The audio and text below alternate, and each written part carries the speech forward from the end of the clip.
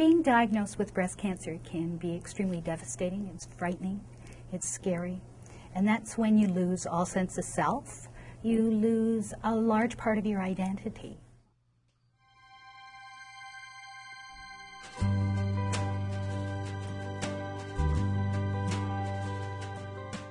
Moira Cruikshank was a doctor in our community, and she battled breast cancer and unfortunately lost her battle.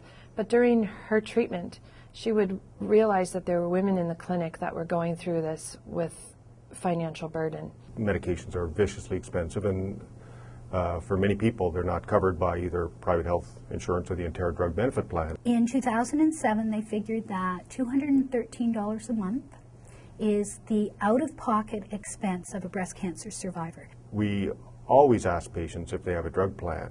We don't really delve into their other finances and how they may be struggling with the cost of their illness. This fund is unique because it does not fund research. It does directly, all money raised goes directly to the fund and is available to help women in our community going through breast cancer treatment. Physicians, on average, probably don't ask about people's income and assume that everything will work out somehow. And the problem is it doesn't always work out, and that's what Braz exists for.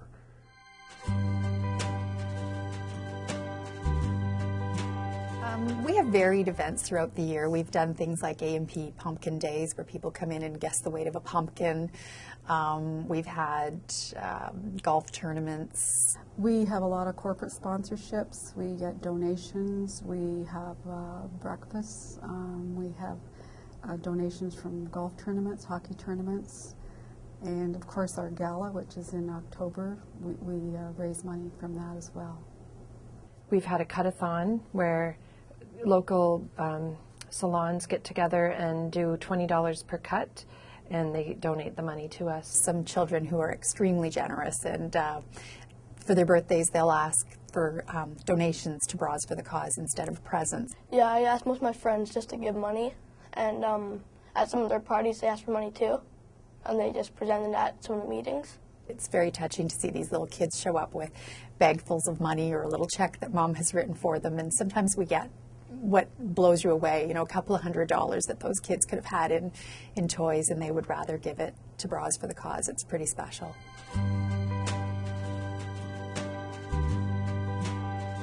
It's just anything that will help them make their life easier through their treatment.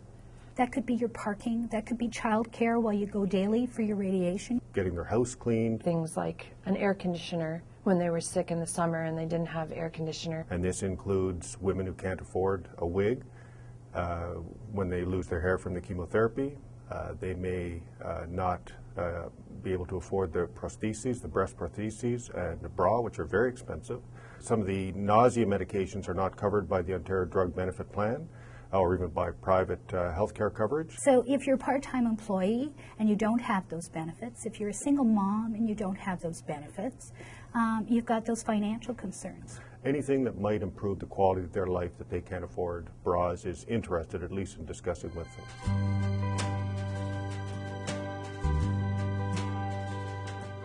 They are eligible if they are patients at the London Regional Cancer Program. The fund reaches any women in the catchment area of the London Regional Cancer Program. So that would go as far west as Sarnia. So imagine a line sort of north-south, right through Sarnia, right down to Lake Erie, all the way up to Owen Sound, and east to about Woodstock. So it's a catchment area of about 1.5 million people.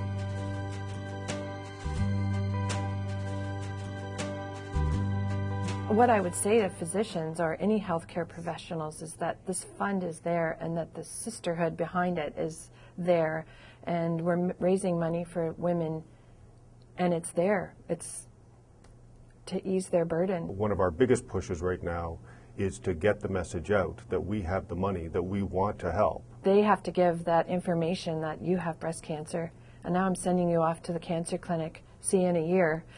But in between, you can say there's this cushion that I can offer you, the name of Gail Turnbull, and she can access this fund for you to make this next year easier. To have to ask for help is really hard.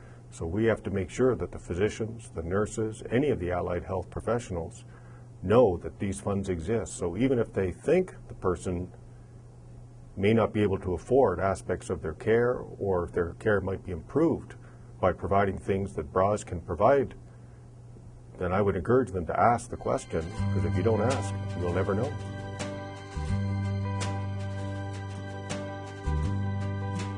It's accessed through Gail Turnbull, the coordinator of support services at the London Regional Cancer Program, and it's available for women who are in financial need.